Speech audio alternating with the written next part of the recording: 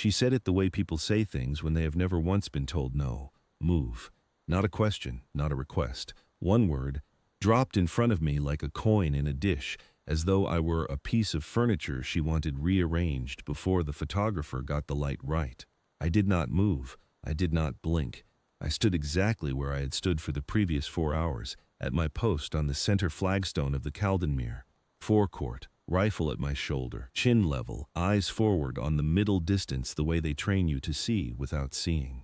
She said it again, louder, so the people standing nearest her turned to look. I said, "Move, I'm trying to get a photograph." My name is Corporal Darren Holt, and I have been a guardsman of the Caldenmere household for 9 years. I have stood through rain that came sideways off the river. I have stood through a tourist who blew a foghorn 2 feet from my ear and filmed my face from 3 inches away for 7 full minutes. I have stood through summer heat that turned the forecourt cobblestones into a griddle, and through winter mornings when my fingers went white inside my gloves by 8 o'clock. None of that moved me. Neither did she. She was dressed for a social occasion, ivory coat, dark sunglasses pushed up into her hair, a large shoulder bag with gold fittings that caught the morning light. She had arrived in a car the length of a dining table, with 2 friends who kept taking photographs of her taking photographs. She was the kind of woman who walked through a crowd and expected it to part, and for the most part, I suspect it did. It was not going to part here. The forecourt is a public space, and every visitor is welcome to walk it, photograph it, and stand on its stones. Every visitor is also made aware, by means of the low iron chain at the approach and the signage beside it, that the guardsmen on the center flags are not ornaments. We are on duty. We do not move unless duty requires it. The signs are clear. The chain is clear. She had stepped over the chain. "This is ridiculous," she said, to her friends rather than to me. "He's clearly just standing here. There's no actual reason he can't take 1 step to the left." She turned back to face me and dropped her sunglasses to the bridge of her nose so she could look over the top of them. "I am going to count to 3, she said, "and then I am going to make a formal complaint, and you are going to be very embarrassed." I was not embarrassed. I was not going to be embarrassed. I was present in my post, present in my breath, present in the square inch of middle distance I had selected as my anchor point for the morning. She counted. 1, 2, 3. I did not move.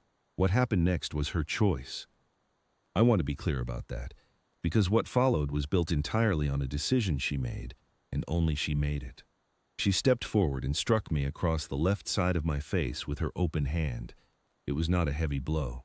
She was not a large woman, and she had not wound up for it, but it was deliberate, it was forceful enough to be felt, and it was witnessed by approximately 40 people standing on the forecourt, 3 of whom had their phones raised and recording. The crack of it carried in the still morning air. I felt the sting, and the sting faded, and I did not move. That was the thing she had not prepared for. She had prepared for flinching. She had prepared for a reaction she could film and narrate, and turn into a story about how a guardsman had overstepped or embarrassed himself or acted improperly. She had not prepared for nothing. For stillness, for a man who absorbed what she had done and gave her absolutely nothing in return. My eyes did not shift. My chin did not drop. I kept my point in the middle distance, and I kept my hands in position, and I breathed in on the count, and out on the count, and I let the silence of the forecourt do what silence does. It pressed back against her.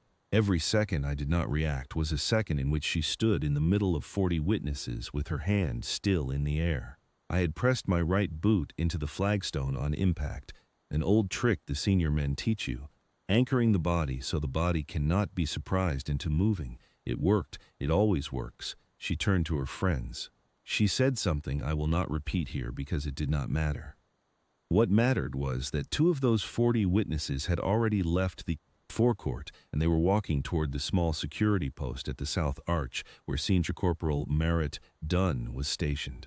I saw this with my peripheral vision. I did not follow it with my eyes. I kept my anchor point. It took 4 minutes. I know because I counted them in the cadence I always use, the old rhythm from basic that settles the nerves and keeps the breathing even. 4 minutes from the moment of the strike to the moment to Senior Corporal Dunn arrived at the edge of the flagstone with a civilian constable from the public safety post at the forecourt gate. I heard Dunn's voice behind me, very level. "Ma'am, I need you to step back over the chain, please." She did not step back. She informed him that I had been obstructing her and that she intended to file a complaint. Dunn let her finish. Then he said, calmly, that she had stepped inside a restricted public post, that the incident had been recorded by multiple bystanders, and that striking a member of the household guard while he was on active ceremonial duty was not a civil matter. It was a criminal one. He told her that the constable beside him would be asking her to accompany him to the duty office. She said several things in quick succession. They did not help her. I did not watch her go. I did not need to.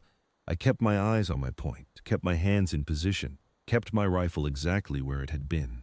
Behind me, on the cobblestones, I heard the conversation move from protest to insistence to something quieter, and then I heard footsteps moving away toward the south arch.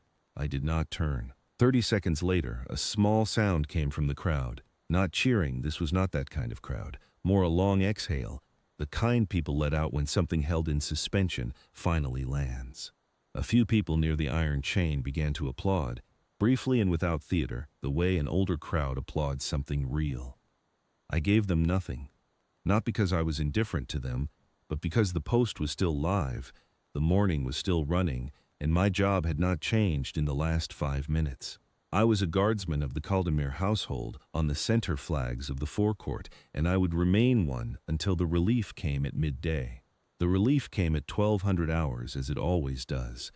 I turned, stepped off the flagstone, and walked back to the guardroom. The duty log entry I made that afternoon was 7 lines long.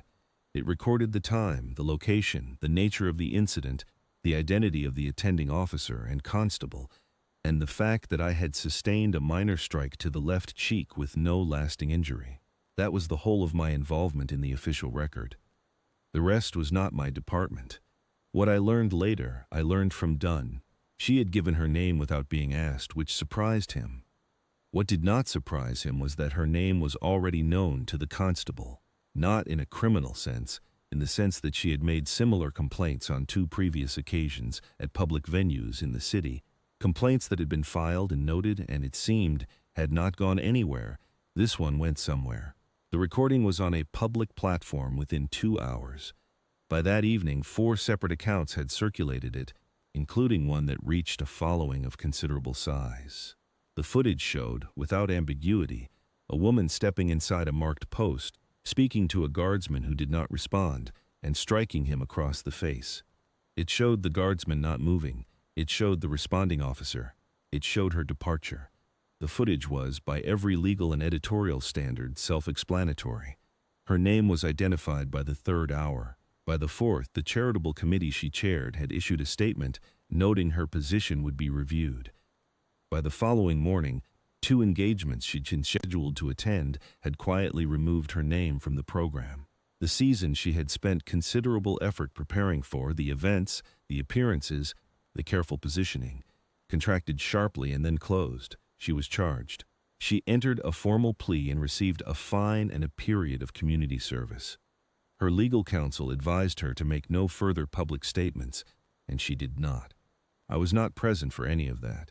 I was back at my post the following morning on the center flags of the Kaldemir forecourt at precisely 0700, as I had been for 9 years.